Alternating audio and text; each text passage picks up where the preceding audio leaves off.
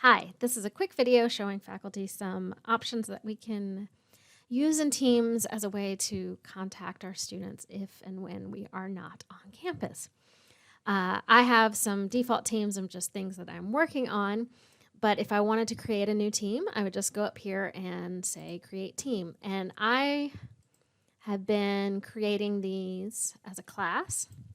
It doesn't really matter. And then labeling them what the Blackboard course number is. So I'll do 122.4201 just because I know it's unique.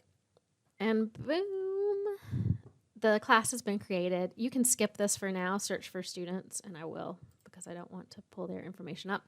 And we have a blank site at this point. I'm going to go in, instead of this real class, I'm going to go into this awesome class team that's a fake team that I will delete soon, which, by the way, as soon as you are done with these teams, as long as there's no information you need to keep, you can delete your own team. Just go in here and delete it.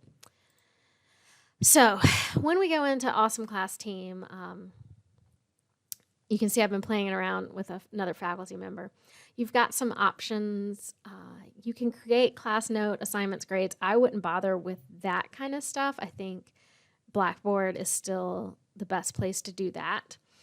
And students know it, and it's backed up by the school. But I think what Teams added is that Blackboard doesn't have is a really good chat function and also the ability to do video recordings. So just some things you can do. If you go into option manage team, you can add people. So I've added Gillian Norton. If I want to add a new member, I'm going to pick on Sarah Jones because I know she won't mind this. And you just start typing their name.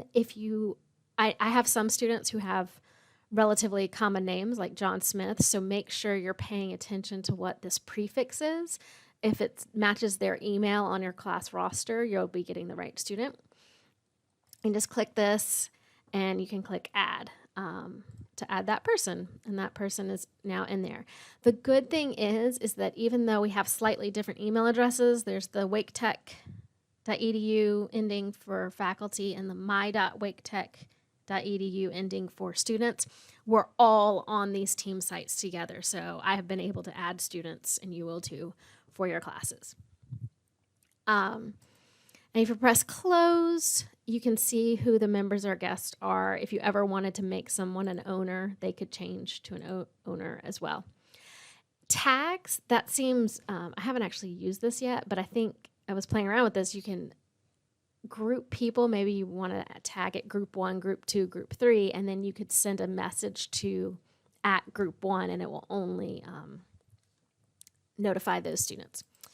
Other things you can do if you want to change the team's avatar, you just go into edit team. And so I do think it's kind of useful to get a slightly different icon for different things. So you can pick what's appropriate to your class and all that jazz.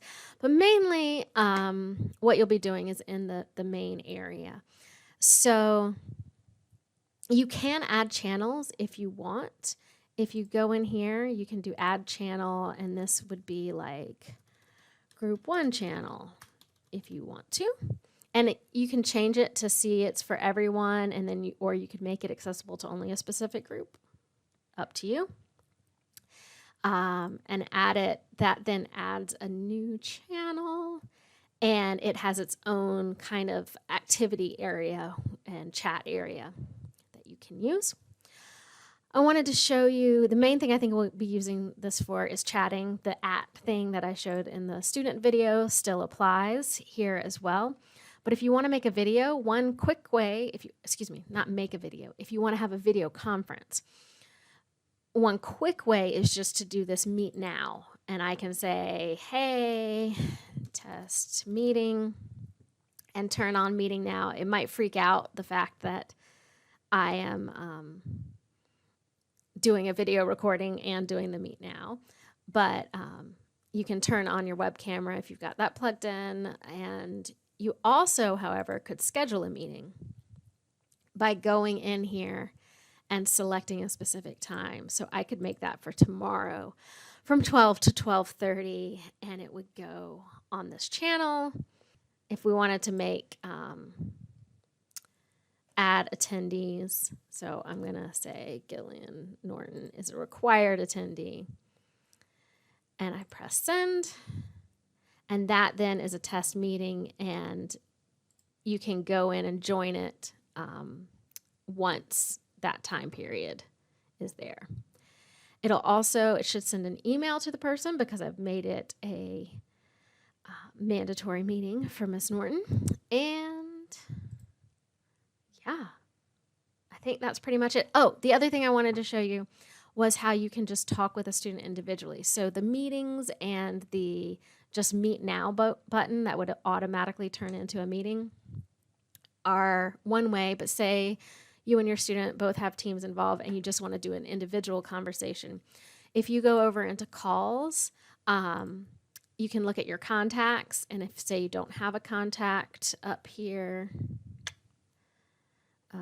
I'm going to add a new contact. And so let's see if Gillian Norton, add Gillian Norton as a contact, and then I can now make phone calls to her.